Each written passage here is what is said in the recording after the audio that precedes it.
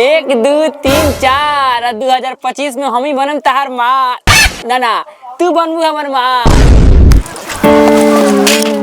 हाथ में लेके गुलाब माथा पर बांध के रुमाल अपना सरुखान समझे करे। हाय दोगला कहीं का रास्ता छेक के बैठे करे। ए छौड़ी 1 2 3 4 बनना जो 2025 में हमार माल। अरे बाप रे बाप, तुम्हार लड़की छिरम तो ये नतीजा अपने मेहरारू के ख्याल में डूबे जा। का समाचार बा हो, काहे मुंह फुलौले बड़ी?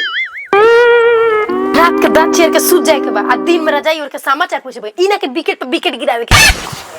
हां न विकेट गिराई। इतना देह में हमरा बूता धइल बा। कहिया से कहत तनी भुजा भुज के लिया बा। भुजा खइला से देह में बूता होला। भूजा भूज के लिए आई। हां खा के मकई के भुजा करम भुजा। रुक दोगला आ जाई तनी घोंसार भूजा भूज के लेवे एकरा बाद देखे तनी तू कमेंट देख दे। टिक जाए भुजा खाकर टिक जाए। का रे बैठ के केकरा ख्याल में डूबल बारे आ कहत रे टिक जाम काम पे नहीं के चलेगे का? ना भाई तेजो आज हम ना जाए। आज हमरा घर के बहुत याद आता। भैया हो आज हम काम पर ना जाए। आज हम छुट्टी मार के दिन भर अपना मेहरारू से बतियाए। जो रे मेहर मौगा।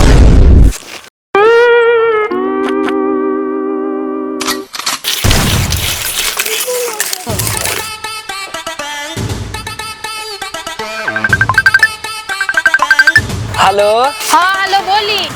फोन उठाए में इतना देरी का करता? गोलका में लमका डाल के डोलावई तनी। के कर तेरा बाप के नती घोंसार आइल बानी मकई के भूजा भूजे। आय तू भुजा भुजे में लागल बाड़ू। हम मैंने भुजा खाई तरसा तनी। रोज सपना में चबा के छोड़ देता। तू कौन भूजा के बात करत रहा नाती हम बुझत नहीं खी। सब समझते बाड़ू तो ओजा का करत तारू। अगर रेजा रहतू तो हमरा कोनो चीज के दिक्कत ना होई।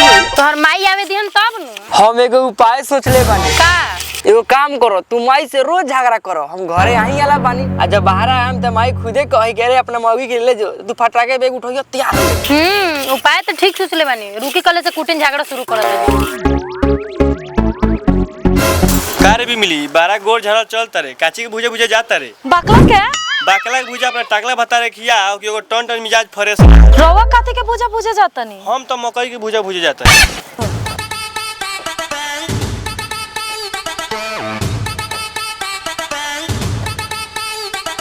का रे कनिया जैसे हमनी गइन से तैसे ते कहां चल देले। हम भूजा भूजा गल त का करी। तोरे लोगन ने बिना मतलब के जाके बैठ जाए आ तोरे लोगन ने नियर दो चार को घर के बात छान के बेच।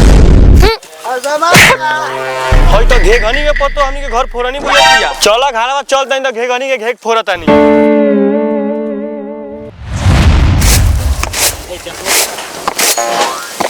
का रे भुजा भुजा गए हो रे का कहले रे जो सुन ले है।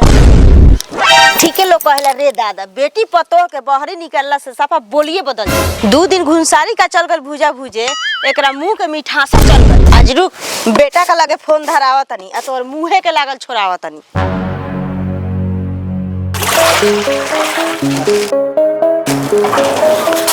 ले सीमेंट ले जल्दी सीमेंट ले आओ जा चार एक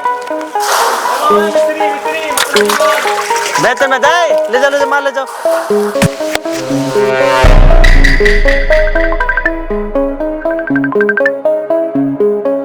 हेलो हाँ प्रणाम भाई।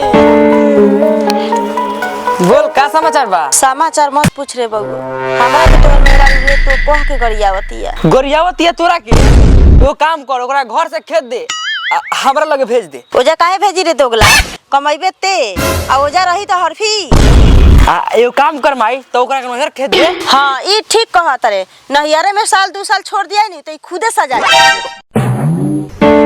ए बूढ़ी हमरा के नहियर भगा के फरम में लागल बड़ी। तोरा बाप के ना तरफ भगा दस भागे देखत नहीं कौन सोती हमरा के जैसा भगा दे। सुनत बारे बाबू एकर बोली ई का कहतिया। हाँ रे माँ एकर बोली सुन के तो हमरो देह में गोली लाग गइल। हम काले गाड़ी धके घरे आवत है।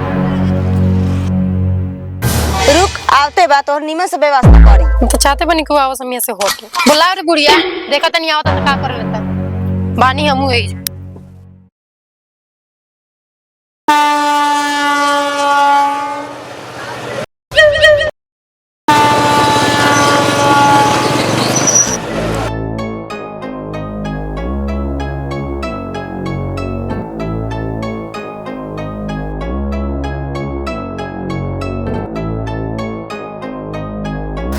प्रणाम भाई। लागो तो माई कुछ ज्यादा ही खिसिया गेल बिया। ए केने बारे रे?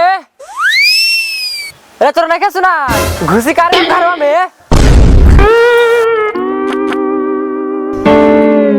रुआनी काजी ए तू माई काय करिया उतर गो? मम्मी जी के ए दादा हम का लगरिया छोड़ी है के झूठ बोलतनी एगन घर में झगड़ा होखेला रुवाला 2 मिनट दुआर पर ना भर तले बूढ़ी हो उल्टा सीधा पहाड़ा पड़ा के झगड़ा करावे लगली। बबुओ ई पलटनी के ना पलटा रे ना धरती देखत ना आसमान। फोन पर रहा तो सुनला नहीं कितना खराब बतियावत रहे। हां माई ठीक कहती है, तोर सब बात हम फोन पर सुनले रहे। जब रोड़िया मां पर भरोसा नहीं किया हमरा घर में रहल उचित नहीं किया मम्मी नहीं था नाती के बेटा आज के बाद से घर में लत ना धर। माई रे ई तो खिसिया के भाग गइल। जाके उजा कही कि माई बेटा मार के भगा देले बड़सन तो हमनी के शिकायत थी। ए कहे दे ए छिनरा के 2 साल ले छोड़ जब एकरा बाप के गाड़ फाटी तो खुदे कही कि हमरा बेटी के बुला ले जाई। माई ई कुल तो ठीक बा, लेकिन कहीं रास्ते में डूब धस के मर जाओ तो हमनी के नु फंसल जाई। अब पुलिस आई तो हमनी के उठा ले जाई। अब पट्टी पर्दार बाहर लूटी। ठीक कहत रे बबुओ, अब का कइल जाओ? हमर लगे उपाय बा का? हम जाते हैं माई ओकरा नहिर पहुंचा दे, पहुंचा के चल आइबो, ओकरा बाद ओकनी की जिम्मेवारी हो जाई। हां बबुओ ठीक कहत रे, जा पहुंचाव। ठीक बा माई। अरे बहुत भारी बा टिकट कटवा ले माने नु। हां टिकट तक कटवा ले बानी, लेकिन माई से कह कनी तारा के नहिर पहुंचा के चल आए। माई जानी तो का करी। अच्छा अब माई खाते मुंह लगे लगल जो नतिया माई लगे खिसिया मत ना हो, माई से झूठ बोल देम, फोन कर कह देम कि कंपनी में से इमरजेंसी फोन आ गइल यही से बाहर आ गइल। चलो जल्दी चलो ना ट्रेनवा छूट जाई।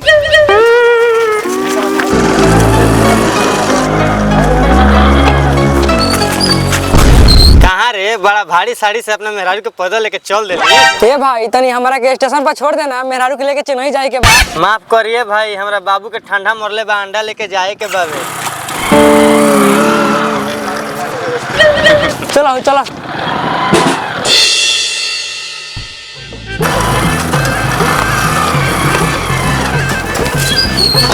बताओ चाची, पतोह के बाहरा भेज के अकेले तू काम करत तारू?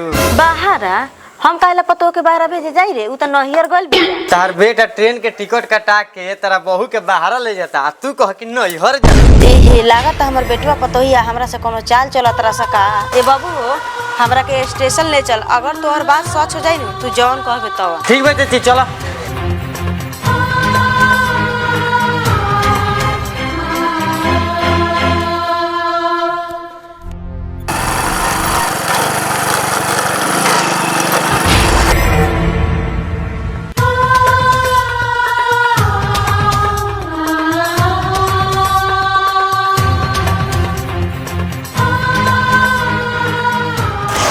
ए जी ट्रेनो कब ले आई?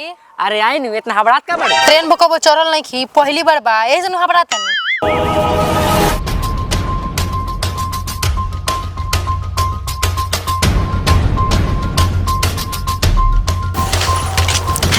ए जी ट्रेनवा कब आई?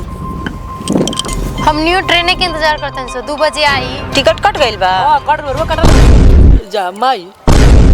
का रे तू त नहियर भागल जात रहले है आ तेरे बबुओ 10 गो बहाना मार के मेहरारू के लेके स्टेशन पर आ गइले। अब बताव स्टेशन पर का होता?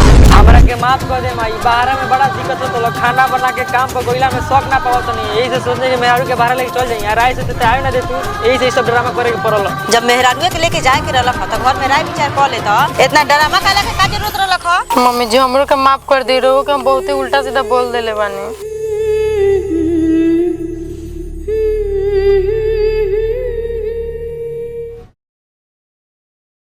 तो देखी भैया, अगर मेहरारू के बाहरा ले जाए के बा तो जरूरी नहीं है कि घर में झगड़ा करके ले जाए जाओ।